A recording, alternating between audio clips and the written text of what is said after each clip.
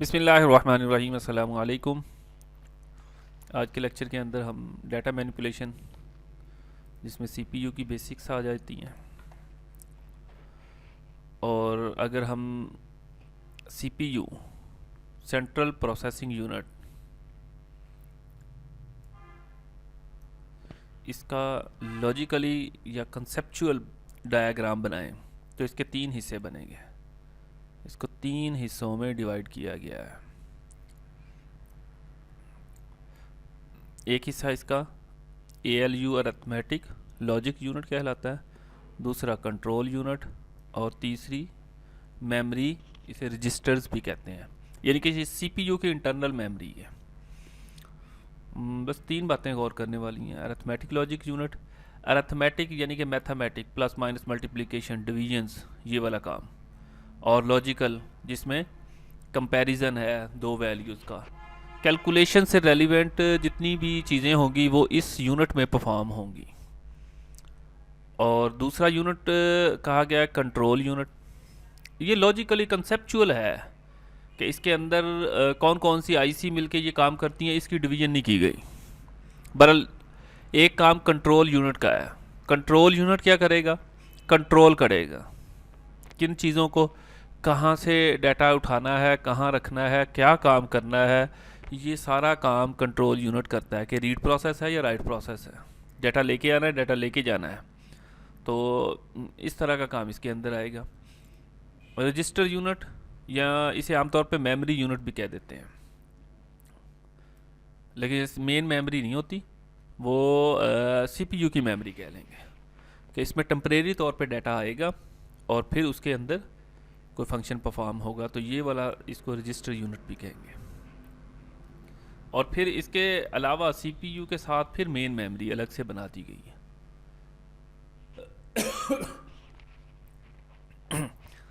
और main memory से data उठा के सीपीयू के अंदर लेके आना और वापस उसमें मेन मेमोरी के अंदर रखना, ये वाला काम जो करेंगी, ये जो वायर्स कनेक्ट होंगी उसे बस कह देते हैं।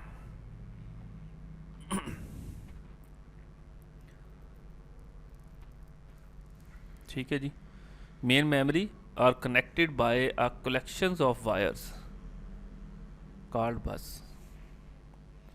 बस की भी दो तीन टाइप्स हैं, मैं भी यहाँ डिस्कस किया गया हो, डाटा बस, एड्रेस बस और कंट्रोल बस। नहीं, यही चीज़ है।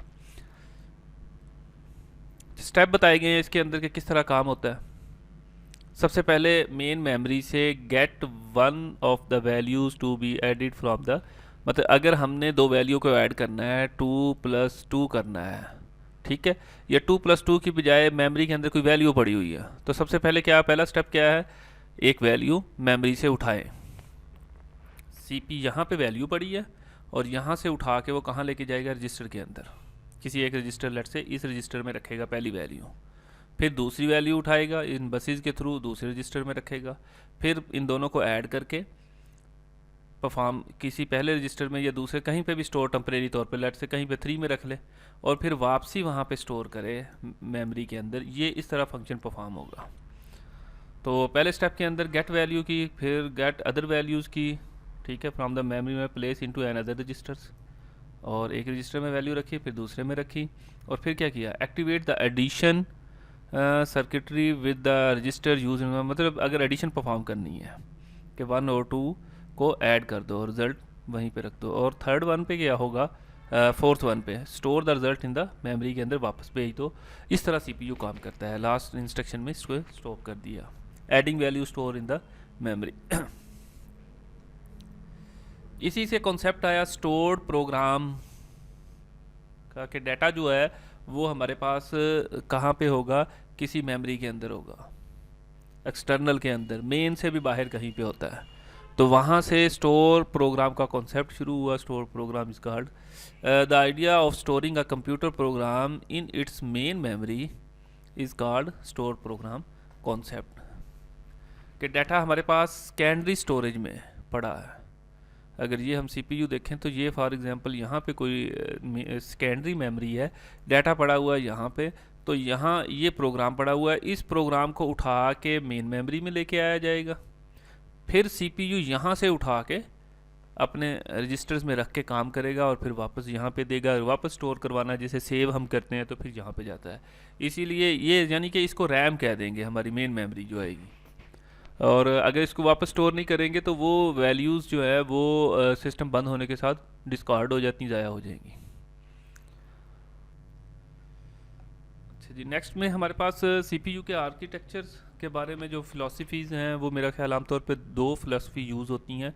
पहले को कहते हैं RISC, यानी कि रिड्यूस्ड इंस्ट्रक्शन सेट कंप्यूटर। और इसके अंदर क्या होंगे कि ये आर्किटेक्चर इस तरह का होगा कि मशीन जो है वो एफिशिएंट होगी, फास्ट होगी, लेकिन लेस एक्सपेंसिव होगी। और जबकि दूसरी तरफ हमारे पास वो है CIS, complex instructions set computer. इनमें क्या होगा कि ये कॉम्प्लेक्स ज़्यादा होंगे और डेफिनेटली के कॉम्प्लेक्स सॉफ्टवेयर आजकल आ रहे हैं और उसके अलावा ये कॉस्टली भी होंगे। तो इस किस्म की इसकी कंपैरिजन है। और इसको देखते हुए फिर एडवांस्ड AMD माइक्रो प्रोसेसर आए और ARM आ गए। तो इनके कंपैरिजन्स हैं इस लेक्चर के अंदर।